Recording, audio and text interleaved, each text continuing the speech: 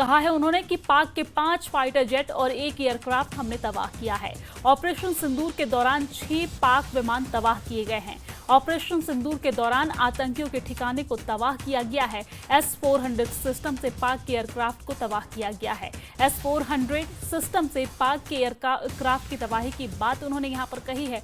तो ये तस्वीर भी हम दिखा रहे हैं। दरअसल बैंगलोर में एक कार्यक्रम में वो शामिल हुए और इस दौरान उन्होंने बड़ी जानकारी साझा की है, बड़ा बयान दिया है और कहा है कि ऑपरेशन सिंदूर के दौरान भारत ने पाकिस्तान के 6 एयरक्राफ्ट को, 6 विमान को तबाह किया है, मार गिराया है। तो ये बड़ी जानकारी हम आप तक पहुंचा रहे हैं, जहां पर ऑपरेशन सिंदूर पर एयर चीफ मार्शल का बड़ा बयान सामने आया है और उन्होंने कहा है कि ऑपरेशन सिंदूर के दौरान 6 पाक विमान तबाह किए गए हैं भारत के द्वारा और ऑपरेशन सिंदूर के दौरान आतंकियों के ठिकाने तबाह हुए हैं। S-400 सिस्टम से पाक के एयरक्राफ्ट तबाह हुए हैं। S-400 सिस्टम से भारत ने पाकिस्तान के एयरक्राफ्ट को तबाह किया है। 6 एयरक्राफ्ट को इस दौरान तबाह किया गया है। So here you can see the damage, which is of course not coming out very clear in this, but other pictures, here these 2 buildings, you can see the damage much clearly.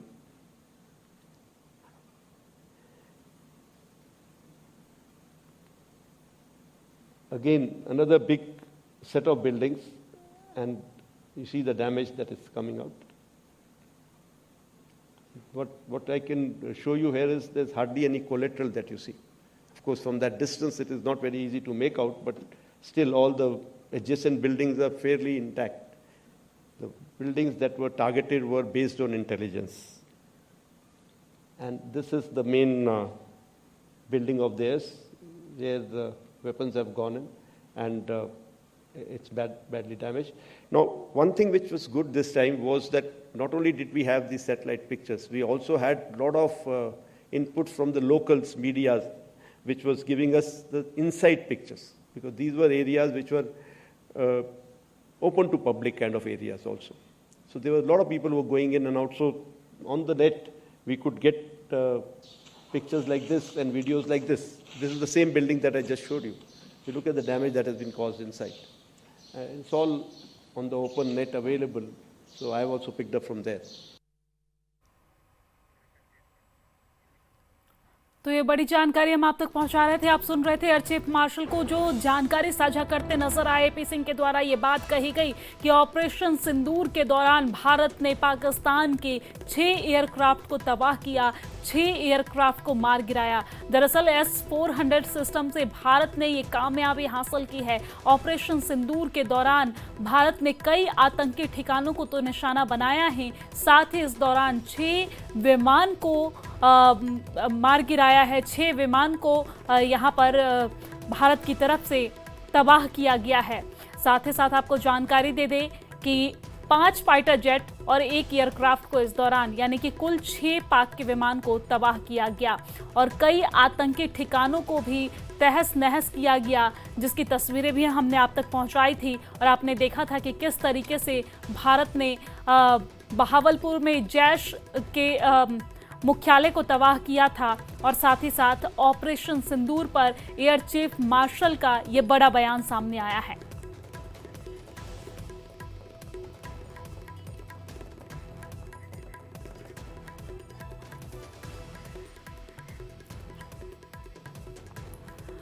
और इसी खबर पर ज्यादा बातचीत के लिए, ज्यादा जानकारी के साथ हमारे साथ शैलेंद्र वांगू जी हमारे साथ जुड़ गए हैं। शैलेंद्र जी, आप AP सिंह के इस बयान को किस तरीके से देखते हैं? आज वो कार्यक्रम में दरअसल थे और इस दौरान उन्होंने ये जानकारी साझा की कि भारत ने ऑपरेशन सिंदूर के दौरान न सिर्फ आतंकी ठिकानों को तबाह किया, बल्कि इस दौरान 6 जो विमान है उसे भी तबाह किया गया है, उसे भी मार गिराया गया है। देखिए, ये जो स्टेटमेंट है एयर चीफ मार्शल की तरफ से, ये बिल्कुल साफ है कि किस तरह से ऑपरेशन सिंदूर जो वो एक प्रेसिजन स्ट्राइक था, ना सिर्फ आतंकी ठिकानों पर बल्कि उन एसेट्स पर जो पाकिस्तान के थे। इससे पहले पाकिस्तान कोई कार्रवाई कर पाता, उससे पहले ही एयर स्ट्रिप्स को और हैंगर्स को टारगेट किया गया ताकि पाकिस्तान का रिस्पॉन्स काफ़ी हद तक डिक्लाइन उसके बाद हुआ है। तो जाहिर तौर पर इससे काफ़ी डैमेज हुआ और ये पहली बार है कि जब चीफ ऑफ एयर स्टाफ ने AP सिंह ने इस बात का एडमिशन किया और ये पब्लिकली ये बात कही है कि एटलीस्ट 5 फाइटर्स जो हैं उनको किल किया गया और साथ ही साथ एक लार्ज एयरक्राफ्ट, या वो E-Lent हो सकता है या फिर वो AEW&C एयरक्राफ्ट हो सकता है, इसको भी मार गिराया गया है। इस तरह का कंफर्मेशन खुद एयर चीफ मार्शल ने आज किया है। तो उससे ये साफ हो जाता है कि जो प्रेसिजन स्ट्राइक्स भारत की तरफ से रहे हैं ऑपरेशन सिंदूर के दौरान, भले ही ये ऑपरेशन कुछ मिनटों का था, ये करीब 20 से 23 मिनट का ये ऑपरेशन था, लेकिन इसमें पाकिस्तान को जो डैमेज हुआ है उससे आज भी पाकिस्तान रिकवर नहीं कर पाया है। आपको याद दिला दें कि आज ही पाकिस्तान के अखबार ने इस बात का एडमिशन किया है कि एयर स्पेस को क्लोज करने से ही उसको कई बिलियन डॉलर्स का नुकसान हुआ है। और साथ ही साथ जो हमने पिछले दिनों देखा था कि जो डैमेज पाकिस्तानी एयर स्ट्रिप्स को हुआ है, उनके एसेट्स को हुआ है, जिसके बाद टेंडर पे टेंडर निकाले गए पाकिस्तान की तरफ से ताकि उनको रिपेयर कराया जा सके। तो ऐसे में ये भी कहा है आज एयर चीफ की तरफ से कि जो ऑपरेशन सिंदूर है उसके दौरान जो टारगेटेड अटैक्स थे उससे जो कोलैटरल डैमेज हो बिल्कुल नहीं हुआ, यानी कि जो आसपास जो बिल्डिंग्स हैं उसमें कोई क्षति नहीं पहुंची है। लेकिन जहां पर टारगेट था, जहां पर लश्कर का हेडक्वार्टर्स था, वहां पर सीधे तौर पर ऑपरेशन हुआ है और माना जा रहा है कि वहां पर वो इकट्ठा हुआ करते थे, वहां पर गैदरिंग्स होती थी आतंकियों की। तो ऐसे में जो ये निशाने हैं ये बहुत तरीके से इनको आइडेंटिफाई किया गया, उन पर नजर बनाए रखी गई। और हालांकि ये भी पब्लिक डोमेन में पहले से ही है कि जो ये लिस्ट है ये फहरिस्त बहुत लंबी थी पहले, लेकिन इसको प्रिसाइज किया गया और ये तय किया गया कि इन किन टारगेट्स पर निशाना बनाया जाएगा। पहलगाम आतंकी हमले के बाद ये भारत का कड़ा जवाब था और ये सिर्फ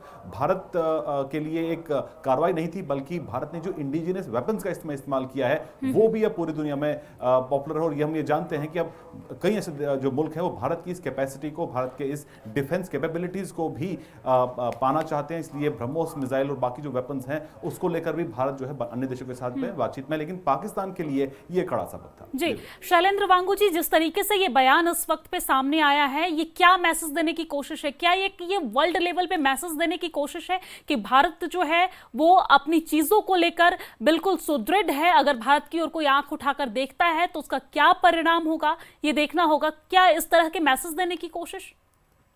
बात यह है कि जब पहलगाम आतंकी हमला हुआ था अप्रैल के महीने में, उसके बाद यूएनएससी की तरफ से एक स्टेटमेंट सामने आया, उसमें कंडम किया गया कि किस तरह से इस हमले को अंजाम दिया गया, धर्म के आधार पर लोगों को निशाना बनाया गया। लेकिन उस स्टेटमेंट में यह भी कहा गया था कि इस ऐसे में जो इसके पीछे के जो लोग हैं, जो कॉन्स्पिरेटर्स हैं, उनके खिलाफ कार्रवाई होनी चाहिए। यानी कि भारत ने जो कार्रवाई की है, पूरी दुनिया इस वक्त भारत के साथ खड़ी थी, सिवाय एक दो मुल्क के जिन्होंने भारत की इस कार्रवाई को गलत बताया। लेकिन तमाम देश जो हैं दुनिया भर में, यूएनएससी के तमाम मेंबर्स ने इस कार्रवाई को बिल्कुल उचित माना। और साथ ही साथ एक अहम बात यह भी हुई कि जब दोनों देशों के बीच में जब सीजफायर हुआ उससे ठीक पहले एक मीटिंग हुई थी, जिसमें साफ कर दिया गया था कि भारत की पॉलिसी में अब तब्दील होगा। यानी कि अब भारत ये मानेगा कि कोई भी एक्ट ऑफ टेरर जो है वो एक्ट ऑफ वॉर माना जाएगा। यानी कि जब भी पाकिस्तान की तरफ से इस तरह की गुस्ताखी की जाएगी उसका जवाब कुछ इसी तरह का होगा जो कि हमने ऑपरेशन सिंदूर में देखा है। कार्रवाई इस तरह की थी कि पाकिस्तान को अपने घुटनों पर आना पड़ा। उन्होंने अमेरिका से भी अप्रोच किया, उन्होंने बाकी देशों को भी कहा कि इस वॉर को रुकवाइए, लेकिन भारत ने साफ कर दिया था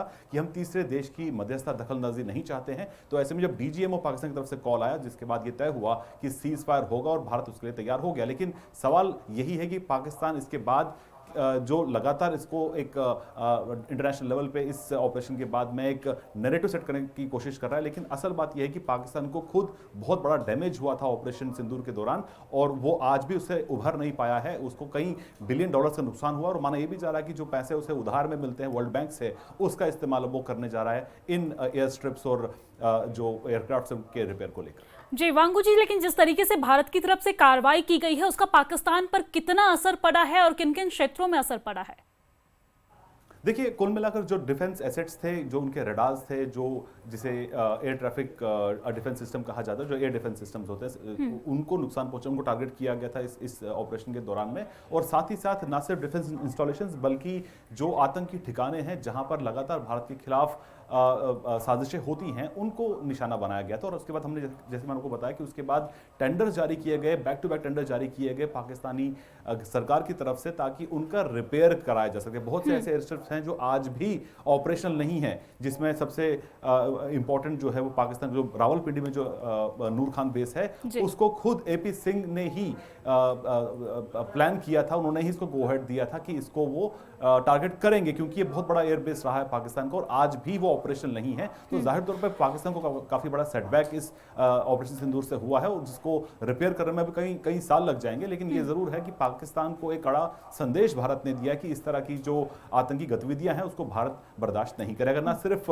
डिप्लोमेटिक लेवल पर बल्कि मिलिटरी भी भारत की जो कैपेसिटी, जो काबिलियत है वो इससे साफ हो गई। ठीक है, बहुत शुक्रिया तमाम जानकारी साझा करने के लिए, हमारे साथ जोड़ने के लिए। तो भारत किसी भी तरीके की कोई भी हरकतें बर्दाश्त नहीं करेगा, और ये ना सिर्फ मैसेज देने की कोशिश की गई बल्कि जो कार्रवाई की गई उससे पाकिस्तान को बहुत बड़ा सबक मिला, और ना सिर्फ सबक मिला बल्कि उसके अर्थव्यवस्था पर भी इसका असर पड़ता हुआ दिख रहा है।